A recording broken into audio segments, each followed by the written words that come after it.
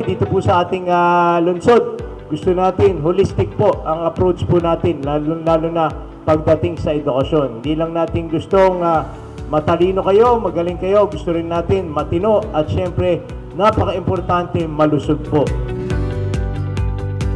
So mamaya, papracticein nyo at yung tamang paghugas ng kamay at hindi lang natin ngayong gagawin to. Araw-araw, pagpasok nyo sa paaralan, bago kayo kumain, pag-uwi ninyo, ang una natin gagawin ay maghuhugas ng kamay. Okay ba yun?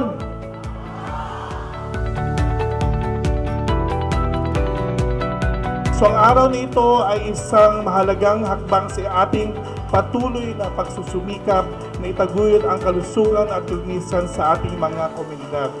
Ang tamang paghuhugas ng kamay ay napakahalaga upang maiwasan ang pagkalat ng mga sakit.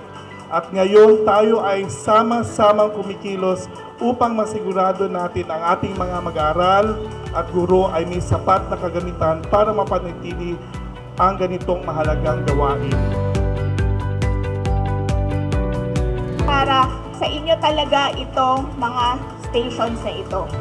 Ang simpleng proyektong ito ay maaaring magkaroon ng malalim na epekto sa buhay ng ating mga mag-aaral na nagtataguyod ng mahusay na mga habits na tulad ng paghugas ng kamay at ipinagmamalaki namin na tayong lahat ay parte ng pag-ambag sa kalusugan ng ating mga kabataan. Sana po pangalagaan natin ang mga donations. Sana po pagpatuloy natin ang healthy habits at ituro rin po natin sa mga ibang mga estudyante dito na hindi makaka-attend today. Okay ba yun mga kids? Hindi po kayo nagkamali na mag-invest sa edukasyon. Sapagkat kung ito po ang ating bibigyang pansin, wala po itong lugi. Marami pong pakinabang kapag po tayo sa edukasyon nagtumaya at ibinigay natin ang ating mga bagay para sa mga batang ito. Nais natin mamuhay sa isang pamayanan na tahimik, masisigla ang mga tao at siyempre nais natin ang isang pamayanan na masasabi nating maunlad. Kailangan nila tayo, kailangan natin nila ng tulong natin sa kasalukuyan.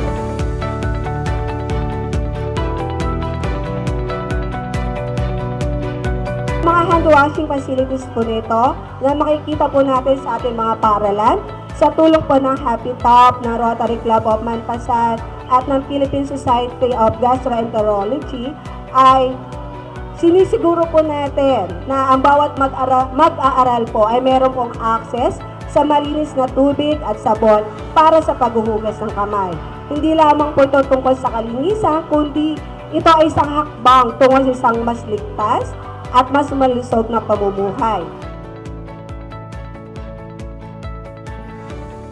So para sa kalaman lahat, ang Philippine Society of Gastroenterology or PSG ay isang organisasyon ng mga manggagamot na dalubhasa sa mga sakit ng tiyan, atay, bituka at iba pang mga parte ng katawan na nagpapatunaw, pinoproseso na kinakain natin. Bakit tayo naghugas ng kamay? Ano mangyayari pag hindi tayo naghugas ng kamay? Nakita natin dito si Chaneneng, ang kanyang mga pamangkin, si Tete at Pilar. So pagbasa nyo yan, makikita nyo kung bakit tayo naghugas ng kamay. Ang importante. So yung mga to, pakita nyo sa mga kapatid ninyo, mga magulang nyo, para may kaalaman silang makuha sa importansya ng paghugas ng kamay.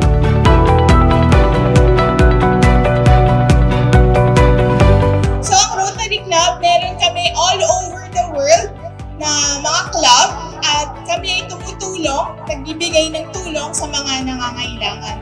At ngayon, ang pangangailangan na pinupuno namin ay ang pagbigay ng wash stations. So, importante ang wash stations kasi tulad nga ng sabi ng mga doktor natin kanina, kapag hindi tayo naghugas ng kamay, maaari tayong magkasakit. Pag magkasakit tayo, liliban tayo o mag-absent tayo sa klase.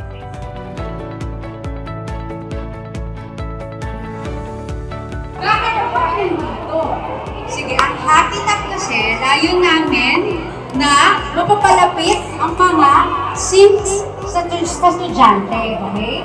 Gusto namin mag-develop yung habits of proper hand washing. So, sa mga classrooms nyo, bawat classroom meron na.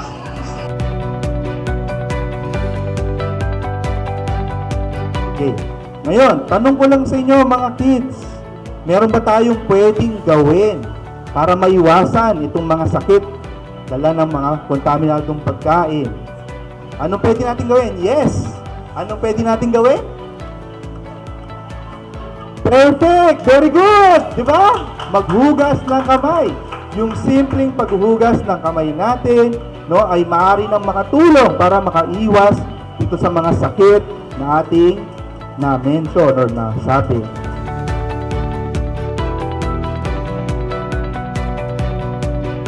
Dapat may facilities for hand washing, di ba? At doon kami pumapasok ngayong araw na ito.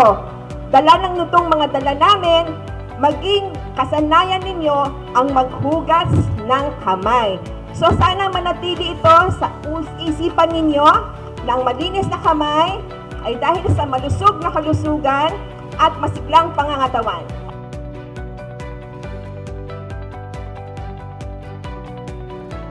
Sino po dito yung na-hospital na at na-injection na? Oo. Gusto nyo ba yung injection nung sa ospital? Walang may gusto. Tama. So lahat po ng sinabi ng mga kasamahan ko pong doktor, ito po dapat po ninyong sundin para po hindi maulit na kayo po ma-ospital at ma-injeksyonan. Ngayon, bukod po doon, sa pagkain, sa paghugas ng kamay, napaka-importanteng parte po ng ating kalusugan, lalo po ng ating pangangatawan, ang regular pong pag-eehersisyo. No, kapag sinabi natin na tamang pagkain, tamang nutrisyon, ang iisipin lang natin palagi ay pinggang Pinoy. Di ba ang pinggan kadalasan bilog.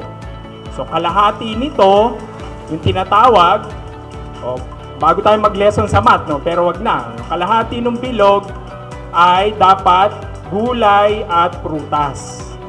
Okay, gulay at prutas.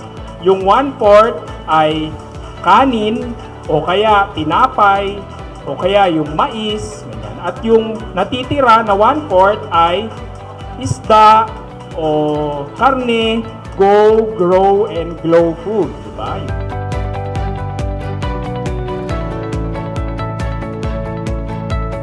At kasama ng diet natin, yung plato natin na dapat healthy yung diet, exercise din, no? Alam ko kayo lahat, active naman kayo. Sino mahilig mag-gadget? Yun totoo. Sino mahilig mag-gadget? O, di ba? Aminado, para mas marami. So, hindi dapat ang ine-exercise natin puro daliri lang. Okay? Hindi, mamaya ang lalaki lang sa inyo yung daliri nyo. Okay? So, dapat ang exercise, buong katawan. So, dapat, ang exercise kasi, at least, 30 minutes per day, nag-exercise tayo. Okay? So, yung paglalakad papunta sa school, pauwi, no? Yun, okay na rin naman na exercise yun. Okay, mga bata? Ano dapat? Proper washing, diet, and exercise. Walang imposible. Magsikap tayo. Gawin natin ang lahat. At higit sa lahat, alagaan natin ang sarili, ang ating kalusugan, at magsisimula yan sa isang simpleng habit. Ano yung habit na yon? Maghugas ng kamay.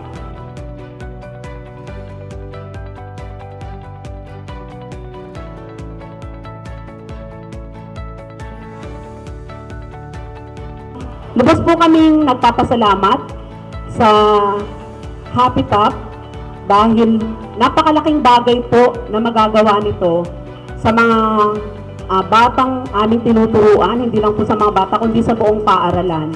So alam naman po natin kung gaano kahalaga ang kalusugan sa bawat isa, lalo na po ngayon na iba't ibang uri ng sakit ang nararanasan sa buong mundo. So sabi nga sa Happy Top, hand washing made possible within your reach.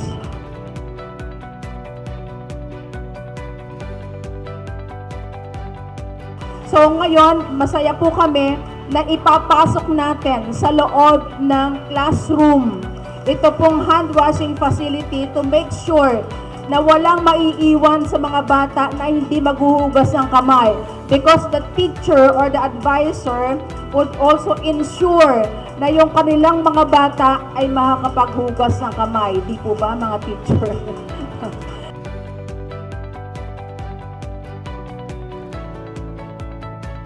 As public schools district supervisor po of this school, I express my full support for the installation of these wash stations.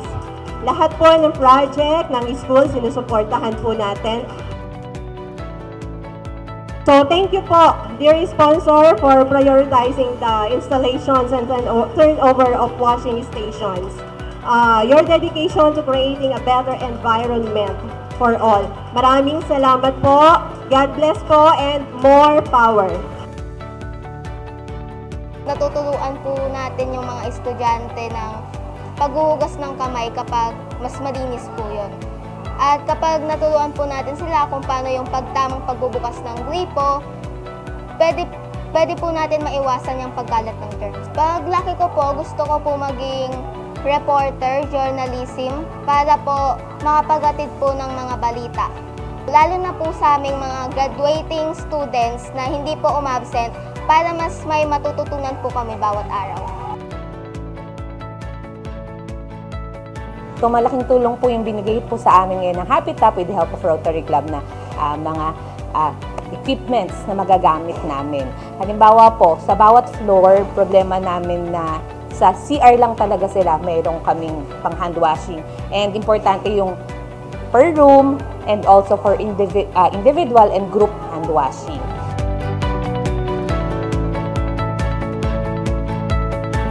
As a former wash-in schools coordinator, marami po kaming challenges din na naharap. Unang-una po dito, kulang na kulang po kami sa hand washing facilities. So,